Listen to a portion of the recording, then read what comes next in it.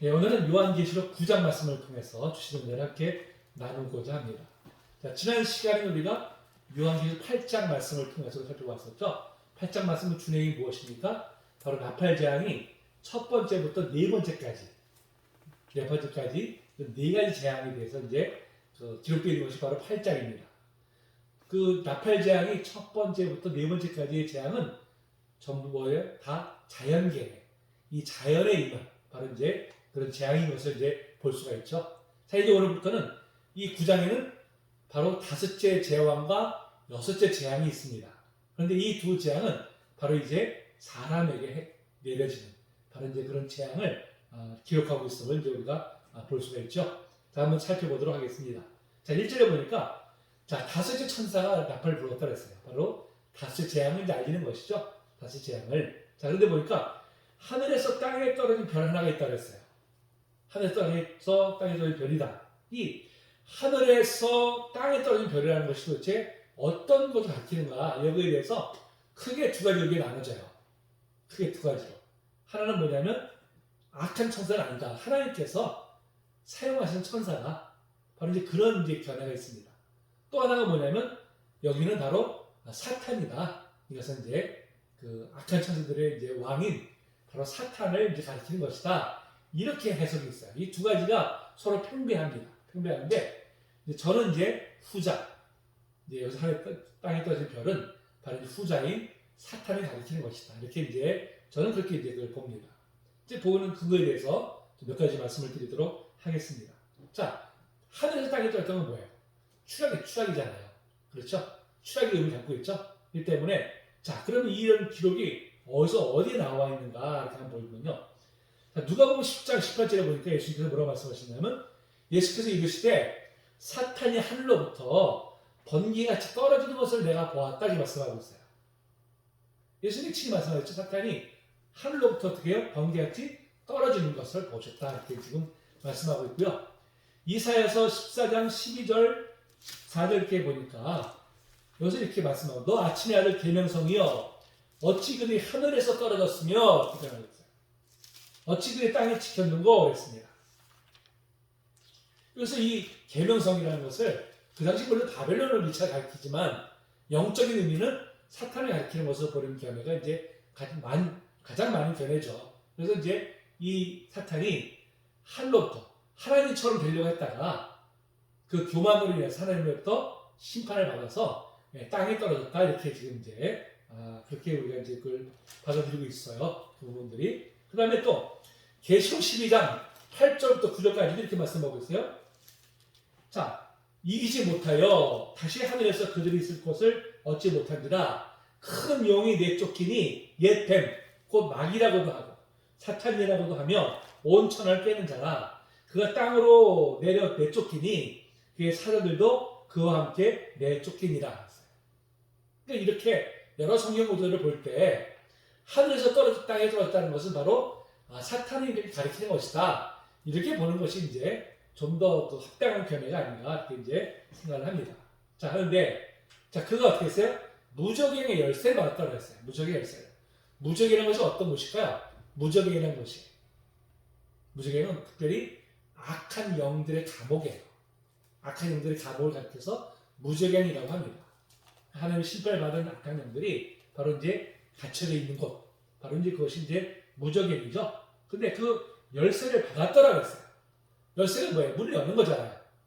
그러니까 악한 영들이 다 나와가지고 이제는 온갖 기승을 부릴 텐데, 자, 받았더라. 받았더라는 건 뭐예요? 누가 준 거예요? 하나님께서 주신 것이죠. 하나님께서. 그러니까 사탄의 역사도 하나님의 주권 아래 있다는 것입니다. 철저하게.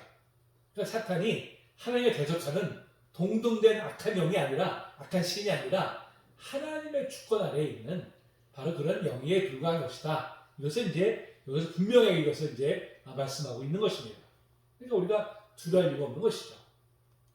만약에 선한 신이 있고 악한 신이 있어서 서로 대등하면 우리는 누구 편에 서야 되나고 이제 어느 편에 서야지 우리가 살아볼까 이렇게 우리가 고민하겠지만 모든 악한 영들 사탄까지도 다 하나님의 섭리 아래 있기 때문에 오직 우리는 하나님만 바라보는 것이죠. 하나님을 우리가 믿고 나아가는 것입니다. 자, 하나님께서 왜 그에게 이제 이것을 주셨는가? 2절을 볼까요? 그가 무적행을 연히 그랬어요. 그 열쇠를 가지고 이제 열었더니 그 구멍에서 큰 화덕에 연기 같은 연기가 올라오며 그랬습니다. 연기 같은 연기. 자, 연기가 올라오는 게 뭘까요? 연기가. 연기란 게 뭘 상징할까요? 자, 연기는 특별히 심판받은 결과로 일어나는 그 연기를 가리켜요. 자, 특별히 심판과 관련된 연기에 기록된 것이 있었잖아요. 어디일까요? 바로 소돔과 고모라 심판 때였죠. 소돔과 고모라 심판 때 창세기 19장 28절에 보니까 아브라함이 이제 하나님께서 그 소돔과 고모라를 심판하시다 그랬잖아요. 그래서 이제 그 이튿 아침에 일찍 그쪽을 바라보니까 연기가 하늘에 뭐 불과 유황이 떨어졌으니까 다 탔잖아요. 연기가 막 올라가잖아요. 바로 이제 그걸 기록하고 있습니다. 그러니까 지금 여기서 연기가 올라간다는 건 뭐예요? 바로 하나님의 심판이 임한 곳에 소돔과 고모라가 불에다 타가지고 연기가 올라오는 것처럼 바로 이제 하나님의 심판의 결과를 이렇게 이제 연기라는 것으로 이렇게 지금 표현하고 있는 것을 이제 볼 수가 있습니다. 그 다음에 이제 3절부터 보니까 황충이 나와요. 황충이 뭐예요? 메뚜기 같은 것들이죠. 메뚜기 같은 것들을 이제 황충이라고 표현합니다. 자, 황충이 뭐 하나님의 심판의 도구로 쓰임받고 있어요. 자, 그때 어떻게 했을까요? 황충이 연기 가운데로부터 땅에 나오매 그랬습니다. 땅에 나왔는데 그들이 땅에 있는 전갈의 권세 같은 권세를 받았다고 했어요. 전갈이 하는 게 뭐예요? 전갈은 아주 강한 독이 있잖아요. 강한 독. 그래서 전갈이 그냥 사람을 탁 쏘면요, 잘못한 사람이 죽을 수도 있어요. 독이 워낙 세기 때문에. 그러니까 지금 황충이 어떻게 해요? 전갈의 권세 같은 사람들을 막 쏘는 그런 권세를 받았다. 사람을 해할 수 있는 그런 권세를 받았다는 거예요. 그럼 여기 황충도 지금 뭘 가르칠까? 특별히 여기서는 악한 영들을 가르치는 것으로 보는 것이 맞습니다. 그러니까 이제 무적의 열쇠를 여니까 그 안에 있던 악한 영들이 다 나와가지고 이제는 사람을 대적하는, 해야 하는 바로 이제 그런 권세를 하나님께서 이제 받은 것이죠. 하나님께서 왜 주셨어요?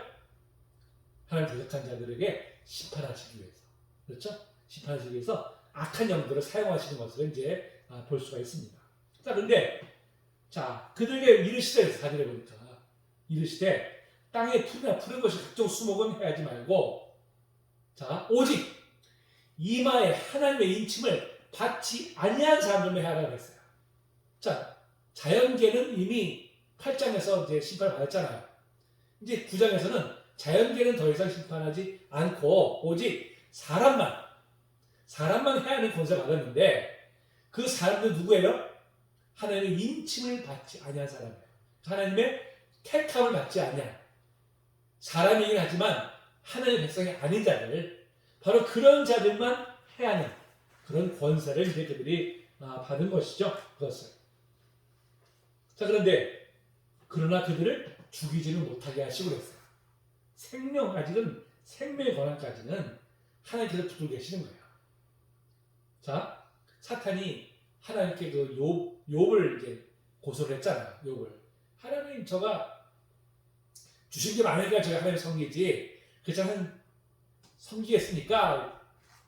하나님께서 어떻게 했어요? 시험을 허락하셨잖아요. 다만 생명은 건드리지 말라 그랬죠. 생명은 하나님께 있기 때문에. 자, 근데 여기서 하나님을 대적하는 자들이잖아요. 그들을 해야 하는데 생명은 건드리지 말라고 그랬어요. 왜 그랬을까요? 무엇 때문에? 아직 회개할 기회가 남아있는 것이죠. 하나님께서는 그들이 회개하고 돌아오길 원하시는 거예요. 비록 지금 하나님을 대적하고 있지만 그럼에도 여전히 하나님은 그들을 기다리고 계십니다. 그러니까 생명은 해야지 않게 하신 것이죠. 생명이 있어야 회개하고 돌아오니까 그들은 이제 해야지 못하도록 그렇게 지금 이제 명하신 것이죠. 자, 그러면서 5달 동안 괴롭게만 하신다. 5개만.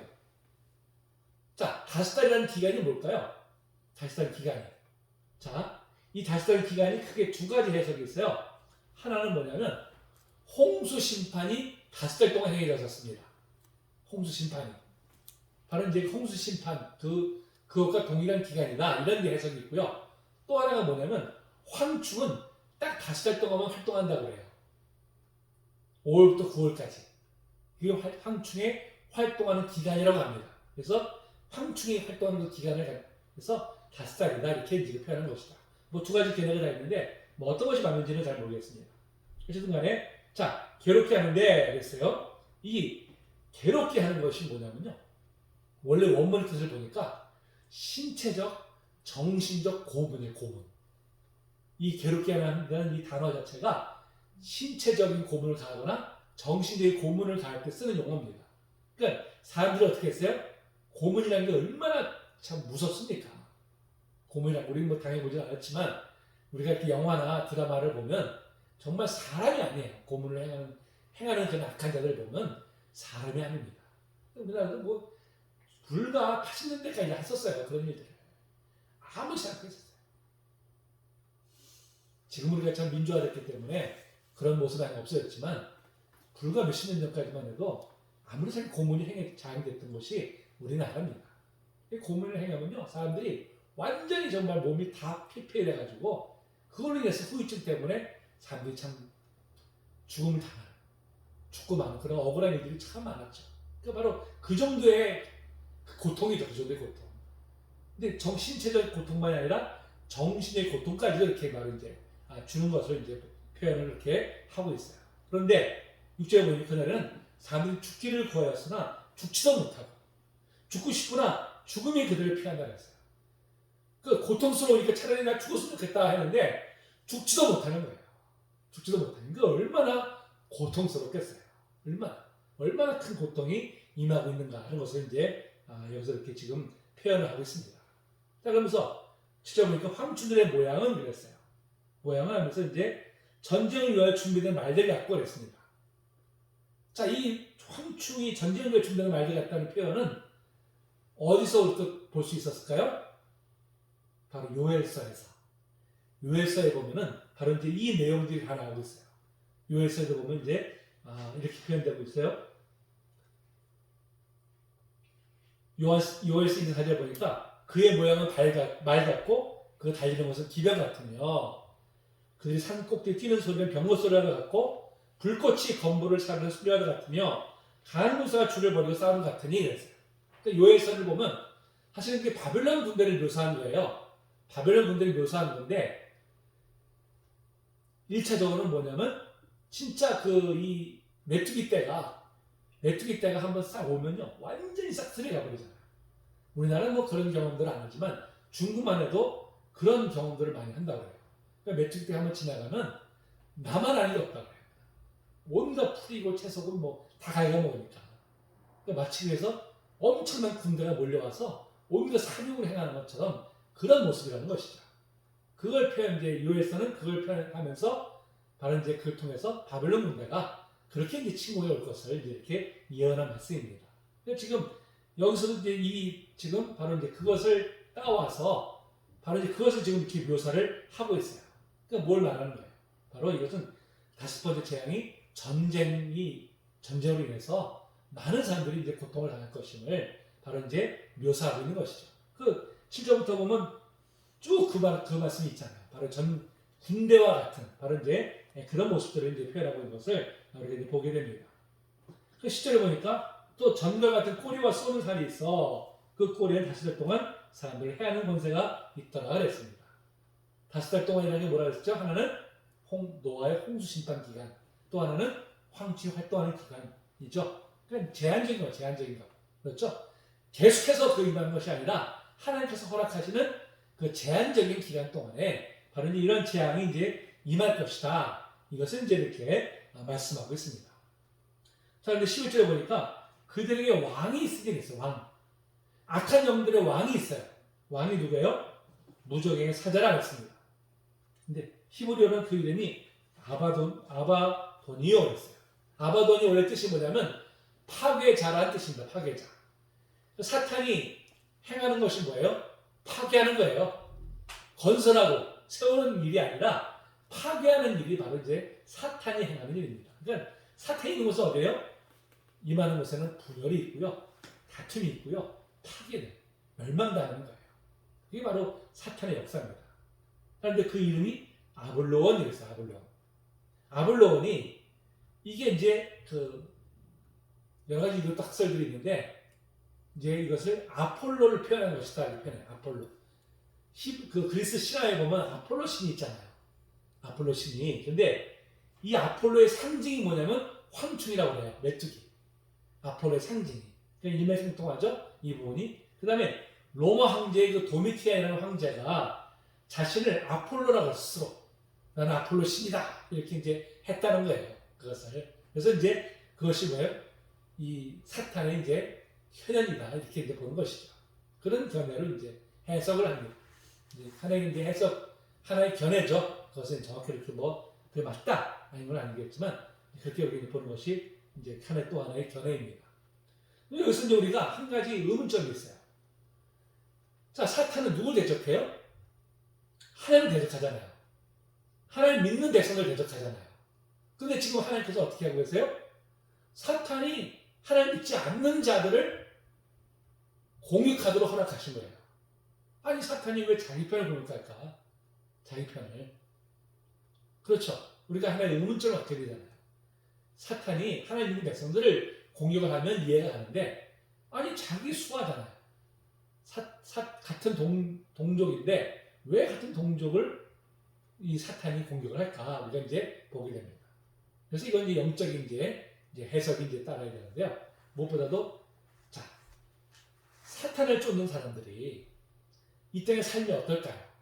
겉으로 볼 때는 물론 뭐 형통한 것처럼 보이기도 하고요. 잘 되는 것 같이 보이기도 하고요. 더 많은 부나 권력을 누린 것처럼 보이기도 합니다. 하지만 사실은 뭐예요? 사실은 그 안에 하나님이 없기 때문에요. 참 평안이 없잖아요. 그렇죠? 참 만족이 없어요.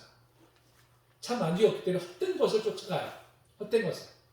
끊임없이 헛된 것만을 쫓아가다가 결국 그 인생이 어떻게 됩니까? 비참한 인생이 되는 거예요. 비참한 인생. 헛된 것만 쫓는 인생이 그게 어떻게 온전한 인생이 되겠습니까? 서로 그냥 더 많은 걸 취하기 위해서 악의 같은 걸 하고 남을 짓밟고 짓누르고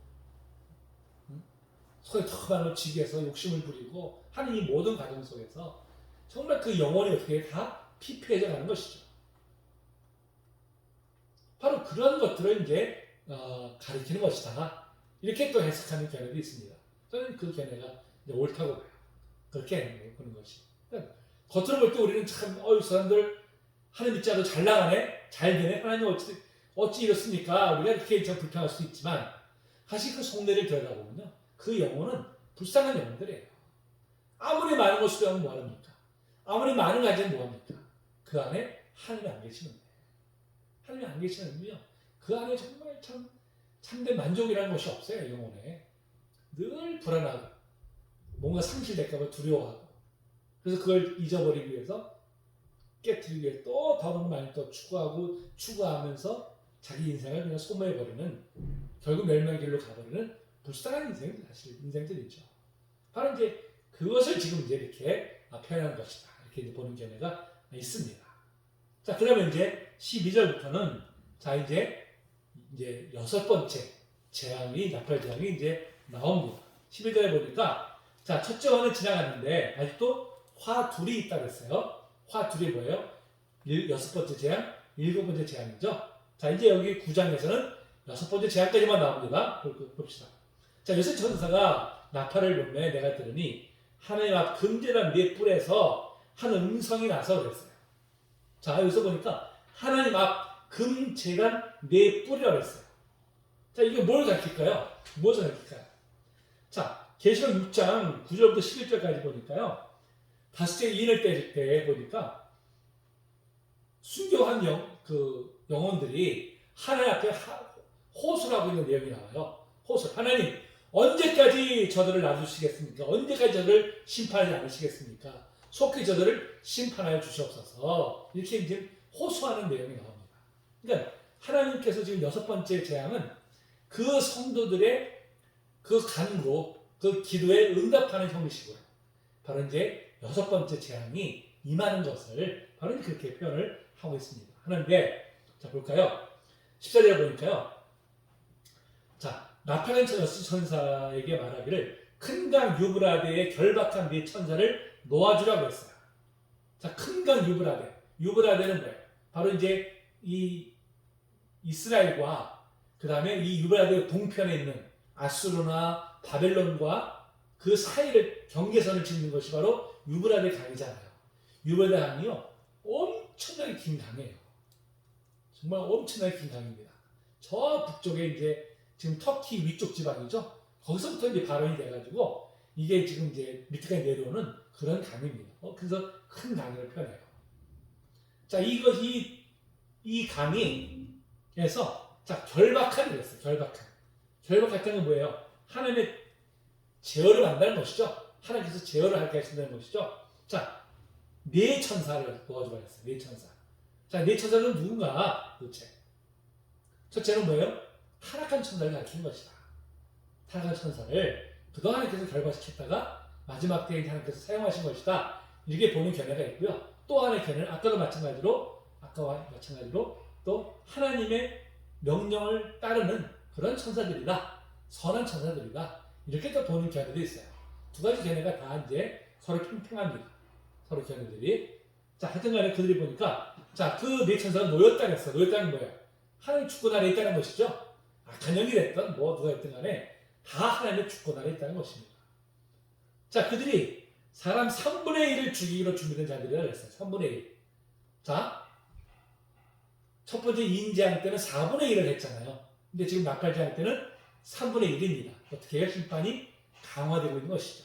점점점 강도가 세워져 가고 있는 것이죠. 자, 근데 16절에 보니까요. 마병대의 수는 2만만이니 내가 그들의 수를 들었노라 그랬어요. 마병대 수가 2만만. 2만만이면 몇 명이에요? 2억 명. 2억 명. 자, 이 2억 명, 이 숫자를 가지고요. 그동안 문자적으로 해석하는 거예요. 2억의 군대가 실제로 이 지금 가나안 땅에 올 것이다. 그렇게 해석을 하는 견해들이 굉장히 많았었어요.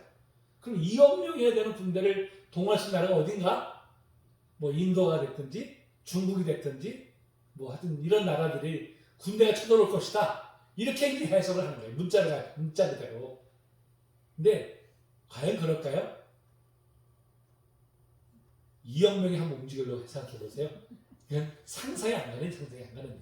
그렇잖아요. 이건 있을 수가 없는 일이죠. 그래서 이게 뭐든지 문자로 해석하면 안 되는 거예요. 아예 그냥 문학적인 장치로 이게 비유적으로 이게 표현되는 것이지 그걸 가지고 무슨 문자적으로 꼭 해서 마지막 때에 뭐 세계 3차 대전이 일어나면은 중국에서 2억의 군대가 와가지고 이제 세계대전이 일어날 것이다. 이렇게 해석들을 해요. 그런 해석이 너무나 많았어요. 그동안. 잘못 해석한 것이죠. 잘못된. 자, 여기서는 이 말은 뭐예요? 하나님이 뭐예요? 심판이 그만큼 굉장히 격렬하다는 걸 보여준 것이죠. 다 이들이 누구예요? 하나님의 심판의 도구들이잖아요. 2억 명이 되는 그런 엄청난 숫자들이 하나님의 심판에 동원됐다면 그 심판이 얼마나 강하겠어요? 얼마나 세겠습니까? 이제 그것을 말씀하고 있는 거예요. 그것을 표현하는 것이 실제로 뭐 정말 2억 명의 군대가 동원된다 이런 얘기는 아니라는 것입니다. 이것을 실질적인 전쟁처럼 그렇게 이제 해석해서는 안 된다는 것이죠. 자, 그러면서 그 다음에 보니까 자, 그들이 17절에 보니까요. 불빛과 자주빛과 유황빛 호신경이 있고 또 말되면 사자머리 같고 그 위에서는 불과 연기와 유황이 나오더라고 했어요. 자, 불, 연기, 유황은 뭘 상징하죠? 심판을 상징하잖아요. 그렇죠? 소돔과 고모라 심판하실 때 불과 유황이 쏟아 내려왔잖아요. 그리고 연기가 올라왔죠? 바로 이제 그걸 말하는 것입니다. 그러니까 하나님의 심판을 바로 이제 상징하고 있는 것이죠. 이로 말미암아 사람 3분의 1이 죽임을 당하니라 그랬습니다. 자, 근데 19절 보니까 이 말들의 힘은 입과 꼴에 있으니 꼬리는 뱀과 꼴에 있어요. 뱀과 꼴. 뱀이 뭐예요? 사탄을 상징하잖아요. 사탄을 상징하잖아요. 그렇죠? 그러니까 그들을 정작 하나님 믿지 않는 자들을 심판하는 도구가 누구예요? 사탄이라는 거예요. 사탄이 그들을 공격한다는 거예요. 사탄이 우리 편이 아니라 사탄은 결국은 하나님 믿지 않는 자들이 사탄에 의해서 이런 이제 고통을 당할 것이다. 하는 것을 이제 분명히 말씀해 주고 있습니다. 그러면 자, 이런 심판을 내리신 이유가 뭘까요? 하나님께서 이렇게 이런 끔찍한 고통을 내리신 이유가 뭔가요? 자, 20절, 21절에 바로 그 해답에 나와 있죠. 해답이. 자, 뭐라고 말씀합니까? 자, 이에 재앙에 주지않고 남은 자들은 손으로 행한 일을 회개하지 아니하고 또 21절에 보니까 회개하지 아니하더라. 이게 뭐예요? 심판이 임했는데도 불구하고 회개하지 않는다는 거예요. 그럼 회개하지 않는다는 표현은 뭡니까? 결국은 이 모든 재앙이 이들이 회개하게 하기 위해서 하나님께서 이런 재앙을 내리신다는 거예요. 그렇죠? 그러니까 아직까지 최종 심판이 이르기 전에 그들이 속히 하나님께로 돌아오게 하기 위해서 이런 재앙을 내리신다는 것입니다. 그러니까 우리도 경험하잖아요. 우리가 삶 속에서 하나님의 뜻대로 행하지 않을 때 하나님께서 우리에게 뭘 내리세요? 고난을 주시잖아요. 고난을. 왜 고난을 주세요? 우리에게 그냥 완전히 명확한 망을 주신 것이 아니라 그 고난을 통해서 깨닫고 돌아오도록 하기 위해서. 그렇죠? 그 우리는 다 뭐예요? 그런 고난의 과정을 통해서 하나님의 뜻을 깨닫고 돌아오잖아요. 그러니까 하나님의 뜻은 결코 우리를 멸망시키려 함이 아니고 오직 한 사람이라도 더 회개하고 돌아오기를 원하셔서 바로 이제 이런 재앙을 내리신다는 것입니다. 자, 그런데 그럼에도 불구하고 어떻게 했어요? 그럼에도 불구하고 회개하지 아니하고 이 인간이 얼마나 완악한지요. 그래서 고난이 다 임한다고 해서요. 다 깨닫고 돌아오는 게 아니에요. 그렇죠? 고난이 이거 하나님 뜻이 날 돌아오라고 하는 뜻이구나 깨닫고 돌아온 사람은 정말 복된 사람이에요. 근데 하나님께서 그렇게 고난을 주심에도 불구하고 여전히 깨닫지 못하고 여전히 마음을 완악하게 하는 자들이 있어요. 많습니다. 지금. 결국 멸망기로 가는 것이죠. 안타까운 것이죠. 지금. 하나님께서 그렇게 돌아오라고 그렇게 메시지를 주시는데도 그걸 깨닫지 못하는 얼마나 안타까운 자들입니까? 그런 면에서 보면 고난을 통해서 우리가 하나님 앞에 나왔기 때문에 그래서 고난이 내게 유익입니다. 이렇게 고백할 수 있는 것이죠. 그것이 우리가 정말 감사로 고백하는 것이죠. 감사로. 자 봅시다. 오히려 여러 귀신과 또는 보거나 듣거나 하지는 알지 못하는 금은 동과 목석의 우상에게 절하고 그랬어요. 우상에게. 하나님을 섬기기보다 우상에게 절. 왜? 우상은 왜 섬겨요? 내 탐욕 때문에. 그렇죠? 내 탐욕 때문에. 우상은 우리 탐욕을 절제하려고 하지 않아요. 그거 하면 나쁘다고 하지 않아요. 오히려 더 조정해. 우상 숭배. 그래서 인간은 우상을 향해 달려가는 것입니다. 자, 그 다음에 보세요. 살인과 복술과 음행과 도둑질을 이 모든 것들이 한 겁니까? 우상 숭배의 결과예요. 우상 숭배를 하게 되면 살인, 사람의 생명을 타의 생명을 우습게 여겨요. 우리가 그 뉴스에 보면 얼마나 악한 일들이 많습니까? 죄책감도 안 느껴요. 그리고 사람들 그렇게 힘들게 죽이면서도 죄책감도 못 느낀 자들 다 뭐예요? 사탄의 포로가 된 자들이죠. 복술과 음행과 도둑질 이런 것들을 죄책감이 없어요. 회개하지 않는 거예요. 이게 다 뭐예요? 우상숭배의 결과라는 것이죠. 지금도 전쟁 일으킨 자들을 푸틴이나 뭐 일으킨 자들 보세요. 양심의 가책이 없어요. 자기 때문에 수많은 사람들이 죽어가고 고통을 당하는데도 전혀 죄책감이 없어요. 오직 자기의 탐욕을 채우는 일에만 이제 전쟁을 당하는 것이죠. 그게 바로 뭐예요? 사탄에게 사로잡힌 자들이 바로 이제 보여주는 증거들 아닙니까? 우리가 참 그 가운데서도 우리가 정말 하나님이 우리 안에 계셔서 정말 하나님의 마음을 갖게 하시고 죄를 죄로 알게 하시고 그래서 우리가 정말 완전히 거룩한 삶을 살지 못하지만 그래도 우리가 거룩한 삶을 살려고 우리가 힘쓸 수 있다는 것 자체가 이게 얼마나 복된 일인지 몰라요. 이게 얼마나 큰 의미인지 모릅니다. 이게 얼마나 감사한지 몰라요. 하나님 우리가 정말 끝까지 마음을 안악하게 해서 하나님을 대적하는 자가 되지 않게 하시고 이렇게 하나님 우리가 가난한 마음을 통해서 정말 하나님 앞에 나올 수 있게 하시고 정말 감사합니다. 우리가 다시 한번 하나님 은혜에 감사를 고백하는 저여러분들 되시기를 주님의 이름으로 축복합니다. 아멘.